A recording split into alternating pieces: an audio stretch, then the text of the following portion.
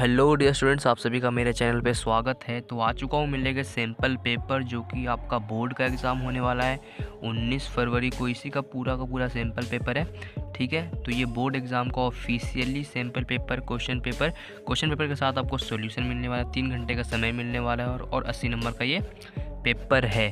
तो dear students, आपका जो क्वेश्चन पेपर है वो खंड कै ख गै घै में बटा रहेगा। जो खंड कै रहेगा वो 10 नंबर का, खंड खा 15 का, खंड ग 25 नंबर का और खंड घ 30 नंबर का। जी हाँ, ठीक है। तो इन सबको प्लस करते हो तो होते हैं 80 मार्क्स का।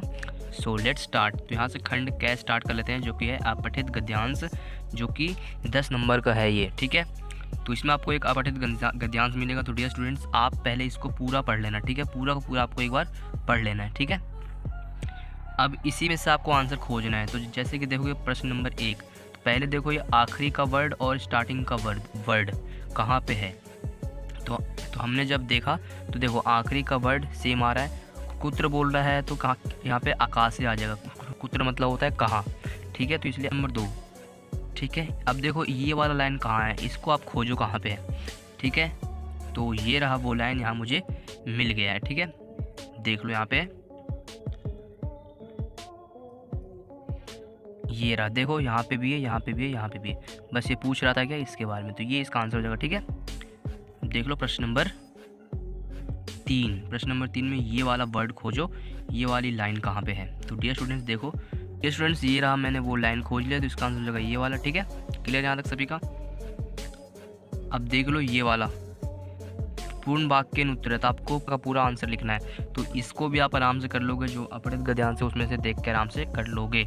अब ये वाला 1 नंबर का आएगा, इसको कभी मत छोड़ना है, बहुत आसान होता है। जो आपने ये अपठित गद्यांश पढ़ा है, इसका नाम क्या होना चाहिए। पाठ ही समझ लो कि ये पाठ है, इस पाठ का नाम क्या होना चाहिए आपके हिसाब से, तो वही यहाँ पे लिखना है। तो मैंने यहाँ पे लिख दिया है वर्षा काला, ठीक है। अब देखो ईदृश उत्तरत, ठीक है। तो अब ये वाला इसी के बारे में पूछेगा, ठीक है।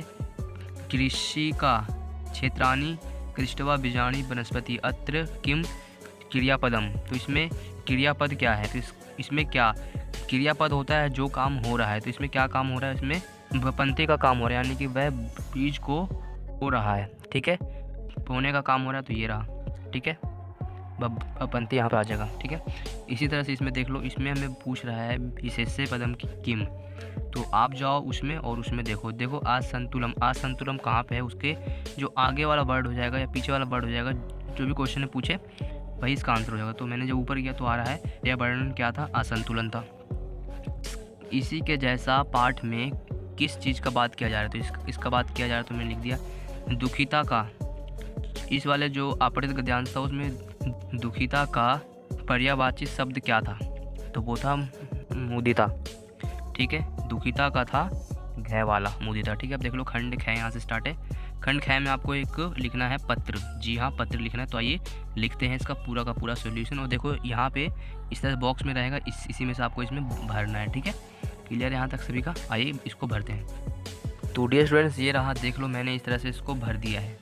जो क्वेश्चन में था वहाँ पे ये लिखना है, और जो आपका नाम होता है ये वहाँ पे लिखना है, ठीक है। आपका नाम था उसमें दिवाकर, तो वही आपका नाम लिखना है यहाँ पे दिवाकर।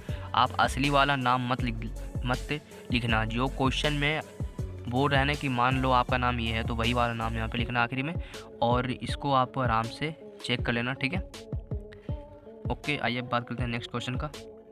नेक्स्ट क्वेश्चन रहेगा कि आपको इस फोटो को देख के इसके बारे में आपको 5 वाक्य लिखना है, और इन ये शब्द इस्तेमाल करके जो यहाँ पे लिखा रहेगा बहती उद्याने पुष्पाणी वृक्षा, इसका उपयोग करके आपको 5 वाक्य लिखना है। तो देखिए आप 5 वाक्य आराम से लिख दोगे अगर आप इस तरह से लिखोगे ना, इदम लिख दोगे, इदम उद्याने, ठीक है, उद्यानस्य अस्ति, ठीक है। एक वाक्य जरूर ये वाला वर्ड हमेशा एंड में लगेगा हर फोटो में। बस ये देखना है कि वह फ़ोटो किस चीज़ का है, ठीक है। आप इस तरह से बना सकते हैं। तो डियर स्टूडेंट्स ये रहा उसके बारे में 5-6 वाक्य। आप इस वीडियो को स्टॉप करके आराम से पढ़ लेना, ठीक है। अब ये है अथवा में आपको लिखना क्या है, एक लिखना है अनुच्छेद किस पे लिखना है, ये क्रीडता महत्वम, ठीक है, इसके ऊपर लिखना है। तो ये रहा मंजूषा, इन शब्दों का यूज़ करके एक 5 वाक्य लिखो, कम से कम 5 वाक्य तो होना ही चाहिए। ठीक है, तो डियर स्टूडेंट्स ये रहा अनुच्छेद लेखन का। ठीक है, एक वाक्य यहाँ से लेकर यहाँ तक, एक वाक्य हो गया यहाँ से यहाँ तक। ठीक है, इसी तरह से आप इस वीडियो को पॉज करके आराम से पढ़ लेना, समझ लेना। ठीक है, अब ये प्रश्न नंबर 4, प्रश्न नंबर 4 को हमें कन्वर्ट करना है किसमें, संस्कृत भाषा में। देश की शिक्षा व्यवस्था अच्छी है। ठीक है, इसको भी कन्वर्ट करो, इन सभी को कन्वर्ट करो। तो आइए करते हैं कन्वर्ट। तो डियर स्टूडेंट्स ये रहा, इस तरह से इसका आएगा आंसर। ठीक है, देशस्य शिक्षा व्यवस्था उत्तमस्ति। ठीक है, सेकंड का आ जाएगा किम त्वम विदेशे पठिष्यसि। ठीक है, इस तरह से इसके सारे के सारे संस्कृत में कन्वर्ट हो रखे हैं। इसमें मिलेंगे आपको 7, बट आपको कोई से भी 5 कर लो, ये वाले 5 कर लो, चाहे ये वाले 5 कर लो, चाहे ये वाले 5 कर लो, आपकी मर्जी है। ठीक है, अब यहाँ से स्टार्ट होता है खंड ग, जो कि है 25 नंबर का। प्रश्न नंबर 5 पे आपको मिलेगा संधि विच्छेद करना। ठीक है, तो मैंने यहाँ पे कर रखा है विच्छेद, देख लो। जहाँ पे भी आखिरी में इस तरह से 2 बिंदु आ जाए और एक अलग से कुछ और होता है, यहाँ पे आधा सा लगा देना हमेशा। ठीक है, देख लो प्रश्न नंबर 2 का आंसर आपको इस तरह से अलग अलग करके लिखना था। प्रश्न नंबर 3 में देख लो, ठीक है, इस तरह से लिखना था। प्रश्न नंबर 4 में देख लो, जहाँ पे भी ऐसा आएगा अन्यो, फिर ये वाला आ जाएगा, फिर पी आ जाएगा। तो आपको सिंपल से कुछ नहीं करना है, इसको काट देना है, ओ को और ये डा को, बस। फिर आपको आराम से कर लो अन्य प्लस अपी। ठीक है, आराम से कर लेना आप। ओके, अलग से क्लियर। अब देख लो ये वाला, जहाँ पे भी आता है इस तरह से वर्ड, एंड में आता है ता और इधर में आता है ई की मात्रा। ठीक है, तो ये जो है ता को कन्वर्ट कर देना है हमें दा में, बस। आंसर आपका क्लियर है, बस। और इन दोनों को मिला के लिख दो, चाहे अलग अलग लिख दो, बात एक ही है। ठीक है, देख लो प्रश्न नंबर 6। प्रश्न नंबर 6 में हमें समास का विग्रह करना है। ठीक है, तो देखो इसका आंसर हो जाएगा ये। ठीक है, 2 शस्य। सेकंड का आंसर हो जाएगा काक चेष्टा। ठीक है, काक के जैसा चेष्टा रखने वाला कौन होता है, विद्यार्थी। तो ये वाला किसका उदाहरण है, जो बहुफिरगी समास है, उसका ये आंसर हो जाएगा ये, काक इव चेष्टा सस्य स। क्वेश्चन नंबर 3 का आंसर हो जाएगा ये। ठीक है, कूलम। ठीक है, देख लो ये वाला, इसमें हमें च को काट देना है सिर्फ, और इसमें जो आ का मात्रा है उसको भी काट देना है। अब बन जाएगा हया नागा। ठीक है, अब देख लो ये 5वां है, इसका आंसर हो जाएगा ये खा वाला। देख लो प्रश्न नंबर 7 है। प्रश्न नंबर 7 में हमें निकालना है प्रत्यय। ठीक है, प्रत्यय का यूज करके लिखना है। जहाँ पे मान शब्द आ जाए वहाँ पे आ जाएगा मुतुप, जहाँ पे भी का आ जाए वहाँ पे लग जाएगा टाप प्रत्यय।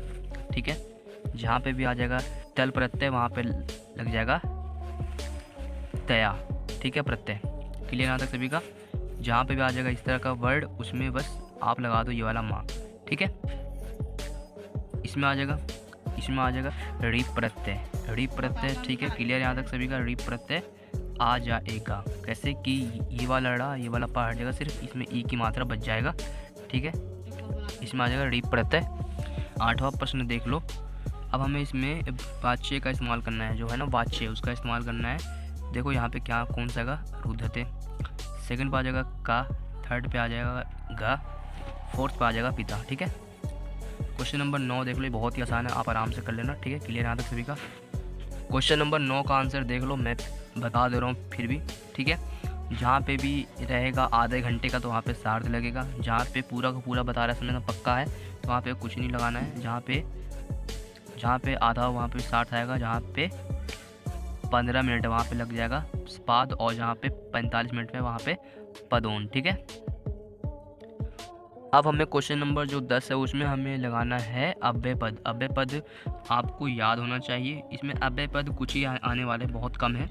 ठीक है, तो आप याद कर लेना। अत्र, अत्र मतलब यहाँ होता है यदि, तत्र मतलब वहाँ, उच्च मतलब ऊंचा। ठीक है, तो देख लो इसमें हमें अशुद्ध को ठीक से लिखना है। इसे है मार्गम, तो ये हो जाएगा सही मार्ग। ये यहाँ पे ये नहीं आएगा, यहाँ पे अ चलत आ जाएगा। देख लो कुपिता है, कुपिता को यहाँ पे कुपिता इस तरह से लिख जाएगा। प्रणामपति, तो यहाँ पे आ जाएगा प्रमंती। ठीक है, अब यहाँ से खंड घ स्टार्ट हो रहा है, जो आपका किताब होगा उसमें से ये पठित गद्यांश से 5 नंबर का। ठीक है, इसी में से आपको खोज के लिखना है, बहुत ही आसान है, आप आराम से कर लोगे। ठीक है, इन सभी का आंसर। ठीक है, अब ये है प्रश्न नंबर 13, इसका भी आंसर आप कर लोगे, इसी में से छुपा हुआ है। आप आराम से क्वेश्चन नंबर आ और ई सभी को कर लोगे। अब ये क्वेश्चन नंबर 14, क्वेश्चन नंबर 14 भी डियर स्टूडेंट्स उसी तरह से है। बस मैं आपको बता रहा हूँ ना, आप इसको आराम से कर लोगे, बस आपको आना चाहिए तरीका, ठीक है। आप बस क्वेश्चन देखो, पढ़ो और करो, ठीक है। डियर स्टूडेंट्स देखो, आप क्वेश्चन में बदल सकते हो, बहुत ही आसान। जो देखो आखिरी का वर्ड आप यूज़ करना, ठीक है। यहाँ पे केशा आ जाएगा, ठीक है। यहाँ पे देखो एन लगा हुआ है तो केन लगा दो, ठीक है, केन, ठीक है। यहाँ पे आ रहा है एशा, यहाँ पे आप लगा दोगे केशा, ठीक है, ठीक है। यहाँ तक क्लियर है। अब देख लो ये वाला क्वेश्चन नंबर 16, क्वेश्चन नंबर 16 को आपको पढ़ना है और काट के लिखना है, जो बच गया वही इसका आंसर है, ठीक है। मगर मैं फिर भी आपको इसका आंसर बता दे रहा हूँ। तो देख लो यहाँ पे कुछ इस तरह से आएगा, यहाँ पे आ जाएगा ये तन, ठीक है, कानकनी, ठीक है। यहाँ पे आ जाएगा, यहाँ पे ये आ जाएगा, ठीक है। इसमें भी डियर स्टूडेंट्स वही है कि खाली स्थान पे क्या आएगा, इसको पढ़ो और खाली स्थान पे देखो क्या आने वाला है, ठीक है। इसको आप अगर एक बार पढ़ लिए सही से, अगर आप इसको समझ गए, यहाँ पे आप अपने आप ही आंसर कर दोगे, ठीक है। अब देख लो क्वेश्चन नंबर है 17 में आपको क्रम के हिसाब से लिखना है। अगर आपको स्टोरी याद होगा तो आप इसको आराम से कर दोगे कि पहले क्या हुआ था, पहले क्या, फिर क्या, फिर क्या, इसको करके आप कर दोगे। मगर ये वाला आपको याद नहीं है तो कैसे करोगे, ठीक है। तो अपने चैप्टर्स को पढ़ लो पूरे के पूरे, ठीक है। क्वेश्चन नंबर 18 देख लो। तो डियर स्टूडेंट देख लो क्वेश्चन नंबर 18 का जो पहले का आंसर हो जाएगा वो हो जाएगा ख। क्वेश्चन नंबर जो देखो सेकंड का आंसर हो जाएगा घ। क्वेश्चन नंबर थर्ड का आंसर हो जाएगा ख, ठीक है। क्वेश्चन नंबर जो आखिरी है चौथा, उसका आंसर हो जाएगा कै, ठीक है। इस तरह से मैंने आपको पूरा का पूरा सॉल्यूशन बता दिया है कि ये बोर्ड का एग्ज़ाम है, ठीक। अगर आपने बोर्ड का एग्ज़ाम में सही से किया पेपर तो आपके बहुत अच्छे नंबर आने वाले हैं। और जो हमने बताया है इंपॉर्टेंट ऐसे कि अव्यय पद याद कर लो, ये वाला याद कर लो, इन सभी के नंबर आपको मिलने ही मिलने 4 और 3 7, ठीक है। आप आराम से पास हो जाओगे अगर आप ध्यान दोगे तो, ठीक है। ये तो बहुत ही आसान है जो, तो ठीक है डियर स्टूडेंट्स, इस तरह से आपको कर लेना है। प्रत्यय भी करना है आपको याद कि कौन सा प्रत्यय लगेगा, ठीक है। टाप प्रत्यय, मुतु, ठीक है। इस तरह से आपको आना चाहिए सब, ठीक है। Thanks for watching dear students. Okay bye, जय हिंद।